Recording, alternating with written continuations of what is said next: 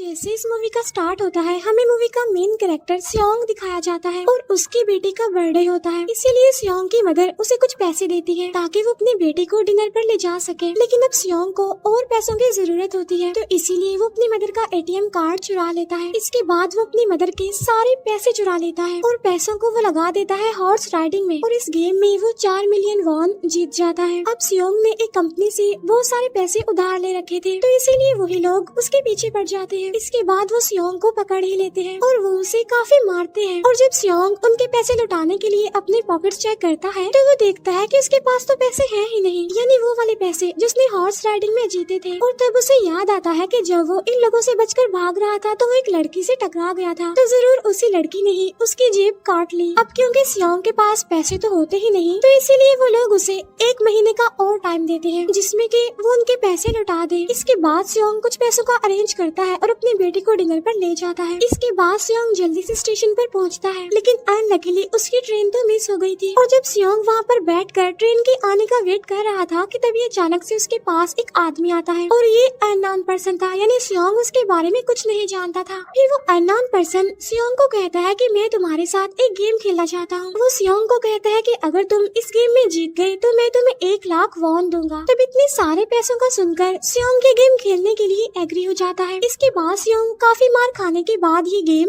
जीत जाता है, यानी वो 1 लाख वॉन हासिल कर लेता है। इसके बाद वो अननोन पर्सन सियोंग को एक कार्ड देता है ये कहते हुए कि अगर तुम और पैसे जीतना चाहते हो तो इस कार्ड पर जो नंबर लिखा हुआ है उस पर कांटेक्ट करना। इसके बाद सियोंग जब अपने घर जाता है तो उसकी मदर उसे कहती है कि तुम्हारी बेटी अगले साल अपने स्टेप फादर के साथ यूएस में शिफ्ट हो रही है। यहाँ पर हमें ये पता चलता है कि सियोंग की डिवोर्स हो गई है और उसकी वाइफ ने दूसरी शादी भी कर ली है। लेकिन सियोंग कभी भी ये नहीं चाहता था कि उसकी बेटी उससे दूर जाए, लेकिन उसे बहुत सारे पैसे चाहिए होते हैं अपनी बेटी की कस्टडी वापस लेने के लिए, तो इसीलिए सियोंग उस कार्ड वाले नंबर पर कॉल करता है। इसके बाद सियोंग को एक गाड़ी में लाया जाता है जहाँ पर और भी लोग थे, लेकिन फिर उन सारे लोगों को बेहोश कर दिया जाता है। और जब उन सब लोगों की आँख खुलती है तो वो खुद को एक फैसिलिटी में पाते हैं जहाँ टोटल 456 लोग थे और वो वहाँ पर एज अ प्लेयर थे क्योंकि उन सबको एक यूनिफॉर्म भी पहनाया हुआ था। इस फैसिलिटी का होस्ट यानी लीडर एक आदमी था जो कि फ्रंट मैन था वहाँ पर और वो सब पर नजर रख रहा था। अब यहाँ पर एक कॉमन चीज थी कि जितने भी लोगों को वहाँ पर लाया गया था उन सब ने कर्जे लिए हुए थे बहुत ज्यादा। सियोंग वहाँ पर प्लेयर नंबर 1 से मिलता है जो कि एक बूढ़ा आदमी था। उस बूढ़े आदमी को ब्रेन ट्यूमर था, यही वजह थी कि वो यहाँ पर आया था क्योंकि उसकी लाइफ तो वैसे भी खत्म ही होने वाली थी। इसके बाद वहाँ पर 2 प्लेयर्स जिनमें लड़के का नाम सैबियोक और लड़के का नाम जेंग होता है उनके बीच फाइट होती है। अब यहाँ पर सैबियोक वही लड़की थी जो सियोंग के पैसे लेकर भाग गई थी, यानी उसी ने उसकी जेब काटी थी। सियोंग तो उसे देखते ही पहचान लेता है, इसीलिए वो अपने पैसे मांगने के लिए उसके पास जाता है। तभी वहाँ पर कुछ गार्ड्स आ जाते हैं जिन्होंने पिंक कलर का यूनिफॉर्म पहना था और उनके फेस अच्छी तरह से कवर्ड थे। गार्ड्स उन सभी प्लेयर्स को बताते हैं कि तुम्हें यहाँ पर टोटल 6 गेम्स खेलनी होंगी और जो इस गेम का विनर होगा उसे बहुत सारे पैसे मिलेंगे।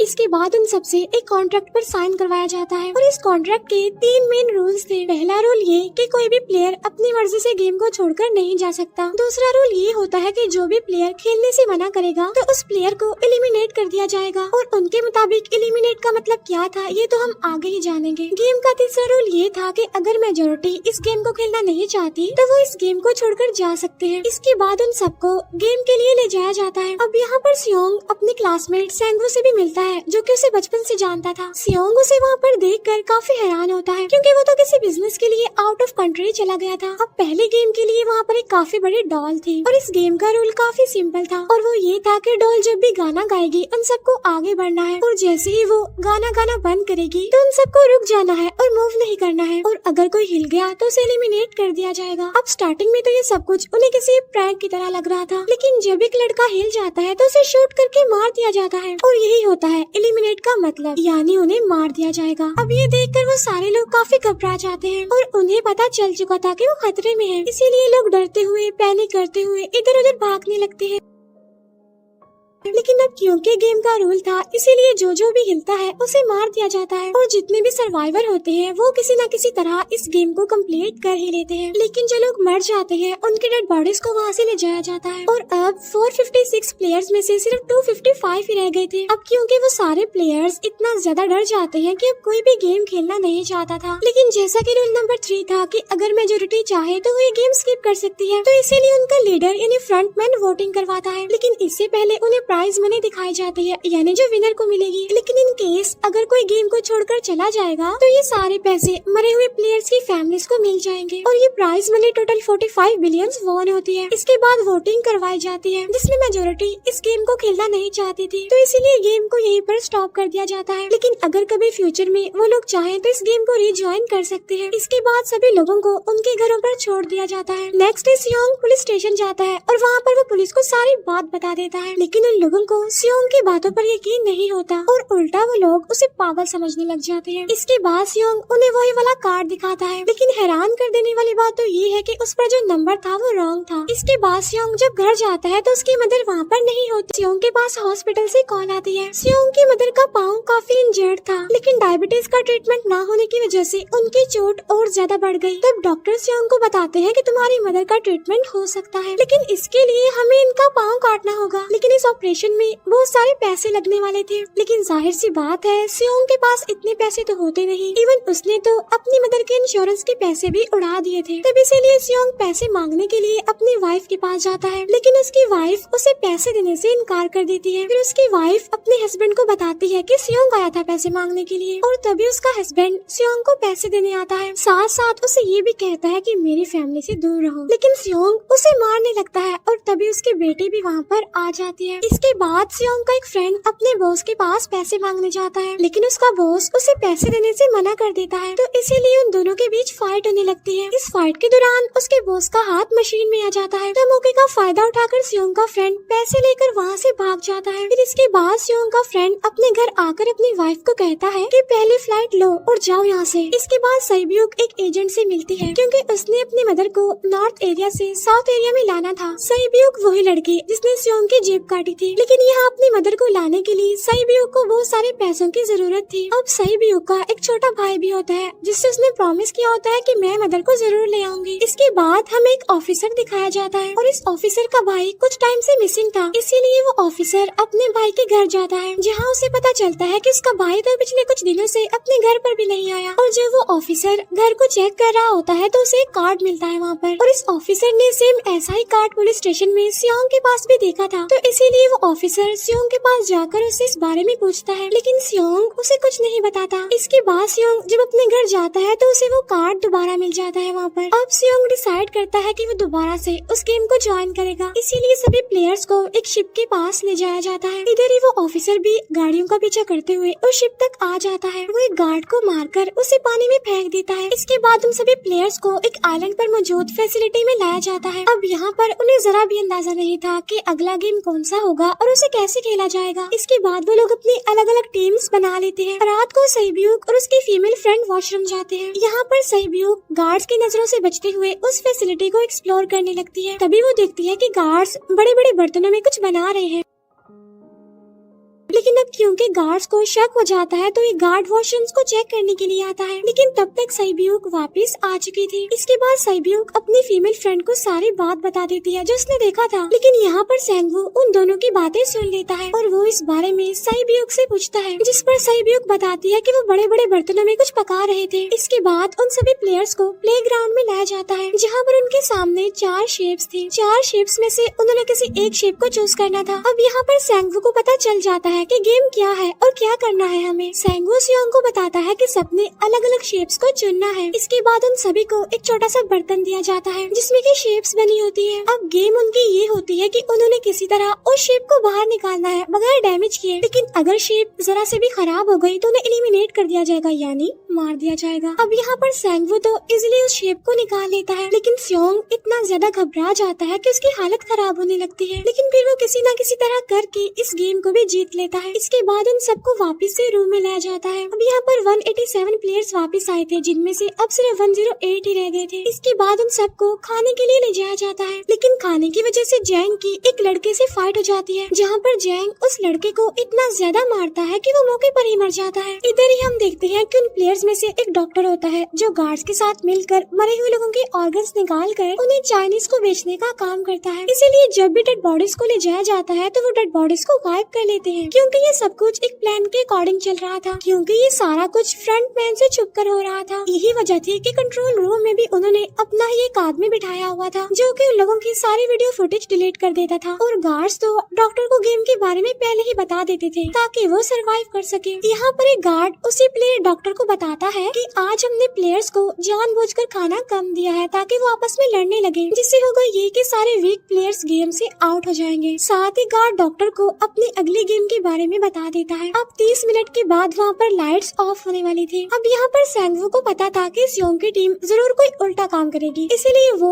उस टीम को अपने पास बुलाकर उन्हें रिलैक्स रहने के लिए कहता है। उधर वो जो डॉक्टर प्लेयर होता है वो जैंग की टीम में शामिल हो जाता है। यहाँ पर डॉक्टर जैंग को बता देता है कि अगला गेम क्या होने वाला है। इसके बाद लाइट्स ऑफ हो जाती है और जैंग अपनी टीम के साथ मिलकर बाकी सभी को मारने लगता है। जैंग एक लड़के को मारकर सेबियो को मारने जाता है, लेकिन तभी सियोंग उसे बचा लेता है। इसके बाद गार्ड्स वहाँ पर आकर उन सभी को रोक लेते हैं और अब टोटल 80 लोग रह गए थे। इसके बाद उन सभी को तीसरे गेम के लिए ले जाया जाता है और यहाँ पर उन्हें 10-10 प्लेयर्स की एक टीम बनाने के लिए कहा जाता है और वो लोग ऐसा ही करते हैं, अपनी अपनी टीम बना लेते हैं। अब क्योंकि जैंग को अगले गेम के बारे में पहले ही पता होता है, इसीलिए वो सेबियो की फीमेल फ्रेंड को अपनी टीम में नहीं रखता और वो अपनी टीम में सिर्फ मर्दों को ही रखता है। इसके बाद सैंगवू भी अपनी एक टीम बना लेता है। अब क्योंकि उन्हें एक प्लेयर की जरूरत थी तो इसीलिए सेबियो की फीमेल फ्रेंड उनकी टीम में शामिल हो जाती है और ये गेम असल में टग ऑफ वॉर का होता है, यानी उन्होंने अपने सामने वाली टीम को नीचे गिराना था। इसके बाद गेम स्टार्ट हो जाती है और जैंग की गेम बड़ी आसानी से इस गेम को जीत लेती है। इसके बाद बारी होती है सैंगवू की टीम की। तो प्लेयर नंबर 1 यानी वो बूढ़ा आदमी कहता है कि मैंने अपनी जिंदगी में बहुत सारी टग ऑफ वॉर्स खेल रखी है, इसीलिए उन सबको गाइड करता है कि इस गेम को कैसे जीतना है। तो इसीलिए वो लोग किसी न किसी तरह करके इस गेम को जीत जाते हैं। फिर दिखाया जाता है कि 30 मिनट के बाद दोबारा से लाइट्स ऑफ हो जाएंगी, जिस पर सैंगवू उन सबको कहता है कि रेडी रहना। तो इसीलिए वो डिसाइड करते हैं कि एक एक करके हम पहरा देंगे। अब जैंग की टीम में एक से बढ़कर एक चालाक प्लेयर था, तो इसीलिए जैंग को डर होता है कि कहीं उसकी टीम उसे ही साइड पर न लगा दे, यानी उसे ही अपने रास्ते से न हटा दे।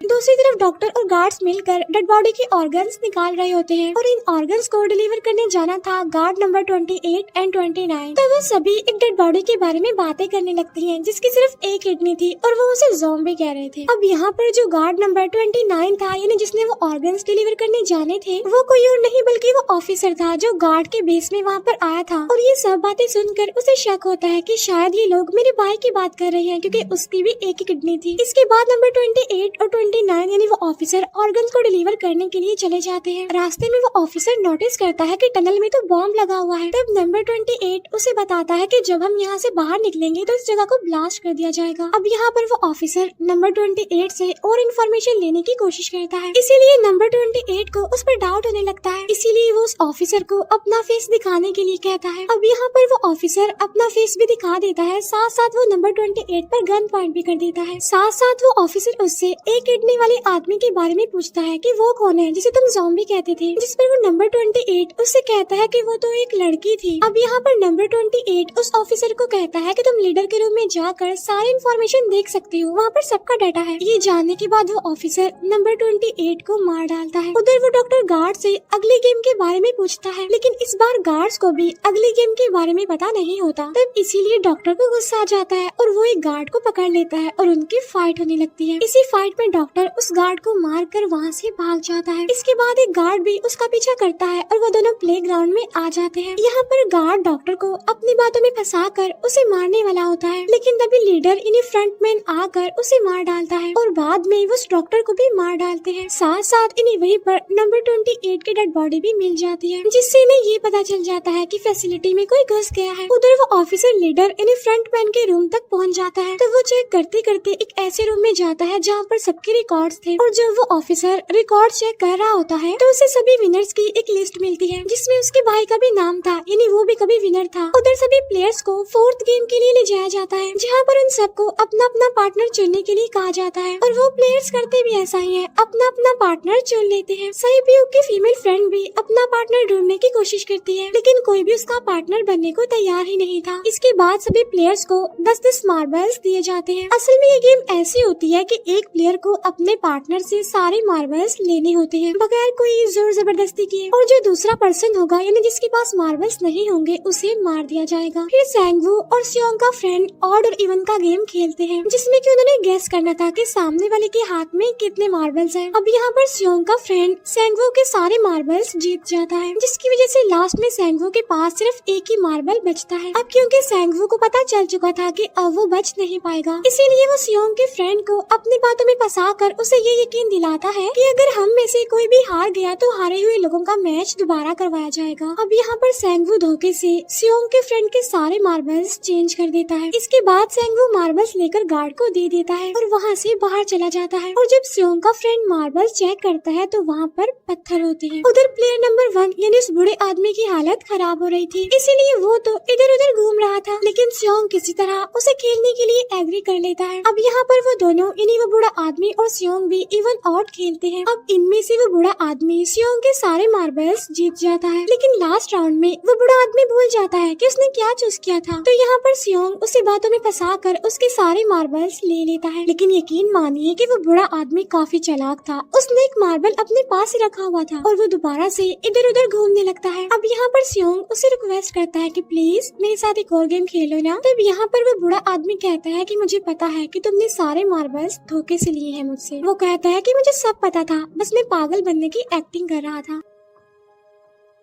तभी सुनकर सियोंग को उस पर तरस आ जाता है और वो उसे ही सारे मार्बल्स दे देता है। उसके बाद सैब्यूक और उसकी फीमेल फ्रेंड भी गेम खेल रहे होते हैं। उनकी गेम ये होती है कि जो मार्बल्स को दीवार के ज्यादा करीब फेंकेगा वही जीतेगा। पहले सैब्यूक अपने मार्बल्स फेंकती है, लेकिन जब सैब्यूक की फ्रेंड की बारी आती है तो वो अपने सारे मार्बल्स फेंक देती है। लेकिन जब सैब्यूक ये देख लेती है तो वो अपने फ्रेंड को दोबारा फेंकने के लिए कहती है, जिस पर उसकी फ्रेंड कहती है कि नहीं सैब्यूक, मैं बिल्कुल अकेली हूँ, मेरे पीछे तो कोई भी नहीं है, लेकिन अगर तुम्हें कुछ हो गया तो ये अच्छी बात नहीं है, तुम्हारे पीछे तुम्हारा छोटा भाई है, तुम्हारा वेट कर रहा है वो। और इसी वजह से सैब्यूक की फ्रेंड को मार दिया जाता है। इसके बाद उन सबकी डेड बॉडीज को वहाँ से ले जाया जाता है। इसके बाद वो सब वापस से रूम में आ जाते हैं। यहाँ पर जैंग देखता है कि सैब्यूक की वो वाली फ्रेंड तो अभी तक जिंदा है, जो कि बड़ी आराम से बैठी हुई थी। अब यहाँ पर हमें पता चलता है कि सैब्यूक की ये वाली फ्रेंड जैंग की भी फ्रेंड थी, लेकिन अब क्योंकि उन दोनों के बीच किसी बात को लेकर क्लैश चल रहा था तो इसीलिए जैंग की वो फ्रेंड उसे बुली करने लगती है। इसके बाद फ्रंटमैन को एक डेड बॉडी के पास उस ऑफिसर का आईडी कार्ड मिल जाता है। तभी फ्रंटमैन को पता चलता है कि उसके सारे वीआईपीज आ चुके हैं, तो इसीलिए फ्रंटमैन उन्हें लेने के लिए चला जाता है। फिर सारे वीआईपीज को